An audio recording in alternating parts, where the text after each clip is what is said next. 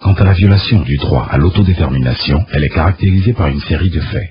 L'occupation de force de l'aéroport d'Abidjan et de la base militaire d'aviation par la force Licorne, l'occupation de force des deux ponts qui relient le sud et le nord de la capitale économique Abidjan par la force Licorne, le bombardement du palais présidentiel de Yamoussoukro par la force Licorne, les tirs nourris sur la résidence du président de la République de Côte d'Ivoire à Abidjan par la force Licorne, les entraves à la libre circulation des Ivoiriens par les soldats français, le balai incessant des hélicoptères français qui occupent l'espace aérien ivoirien sans autorisation, en même temps qu'ils traumatisent la population civile.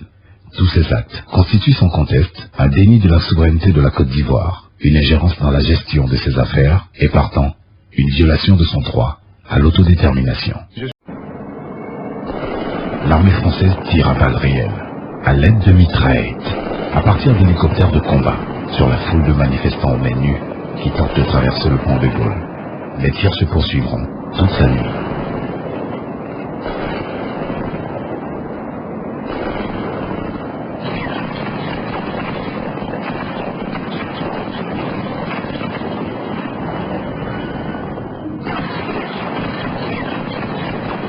Dans le même temps, d'autres hélicoptères de combat de l'armée française envoyaient des rafales sur la résidence officielle du président à Cocody, dimanche 7 novembre 2004. L'armée française se déploie sur les deux ponts qui relient le sud et le nord de la ville d'Abidjan, empêchant toute circulation dans un sens comme dans l'autre de la capitale économique de la Côte d'Ivoire. Nous quittons notre hôtel. Le centre-ville d'Abidjan est totalement désert. Direction le pont Charles de Gaulle, celui où les tirs ont eu lieu cette nuit. Les militaires français ont pris position.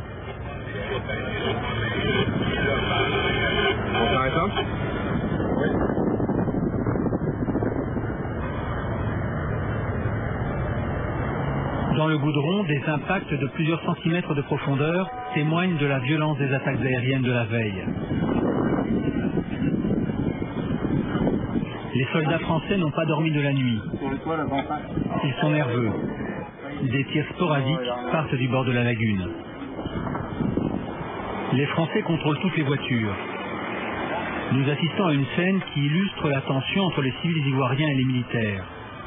Un mot de travers et ça dégénère.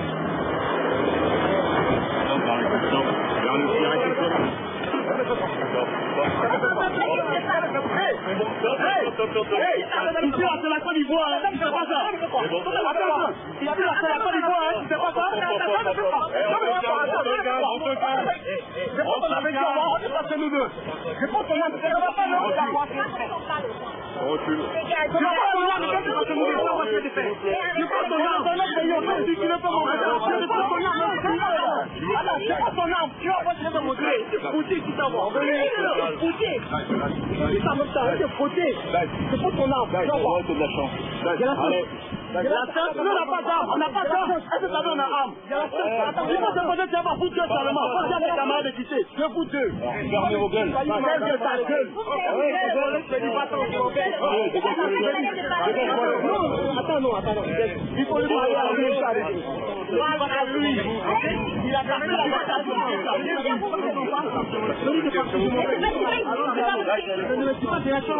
C'est pas comme ça on parle aux gens, on les a pas appris à respecter les gens quoi.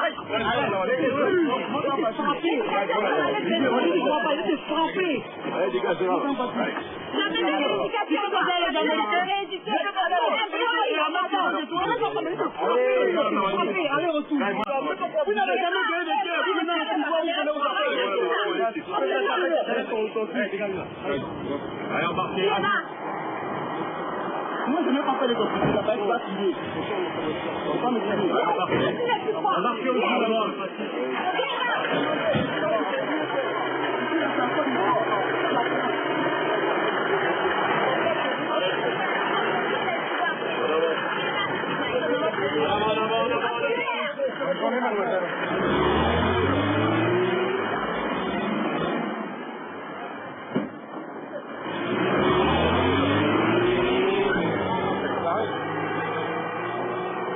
L'armée française. Chef de clinique, je suis pas un voyou, moi. Moi, je n'en veux le mot français. Ok, c'est très français, je n'en veux. Mais je déteste cette politique animale envers les nègres. Ton chef nous a tout le traité. Nous sommes des hommes. Oui, mais les nègres se sont battus en 39, en 14, pour libérer la France. Quand même, on peut se souvenir. Face à ces faits d'une extrême gravité, le peuple ivoirien, indigné et révolté, s'interroge. Pourquoi l'armée française censée accompagner le processus de désarmement et de réconciliation en Côte d'Ivoire a-t-elle choisi d'attaquer l'armée nationale agressée par la rébellion? Si tant est que l'armée ivoirienne a bombardé un camp militaire à Bouaké, pourquoi les autorités françaises n'ont pas jugé nécessaire d'aviser les autorités politiques et militaires de la Côte d'Ivoire ou de prendre à témoin la communauté internationale? Que cherche l'armée française en s'attaquant systématiquement au symbole de la souveraineté de l'État ivoirien? Palais présidentiel, avions militaires et présidentiels, en représailles à une prétendue attaque.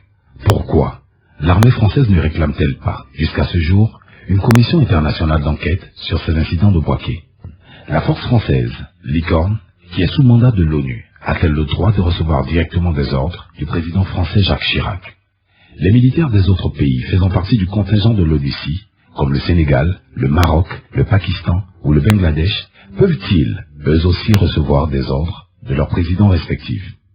Est-il régulier que les forces françaises, pour protéger les ressortissants de leur pays, tirent à balles réelles sur les manifestants aux mains nues ou utilisent les chars pour le maintien d'ordre?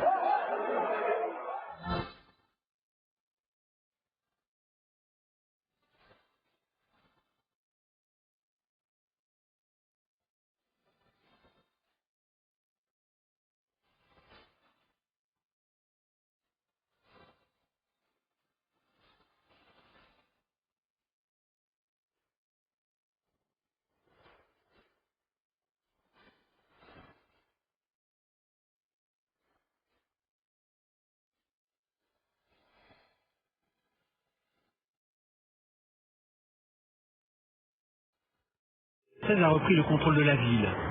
Les Ivoiriens que nous croisons ne sont pas hostiles. Nous ne comprenons rien que la France vienne s'en prendre à nous. Qu'est-ce que nous voulons savoir? Nous voulons savoir ce qui se passe au juste. Si nous avons fait quelque chose qui ne plaît pas aux Français, qui nous disent en face. Vous voyez, entre hommes, on peut dialoguer.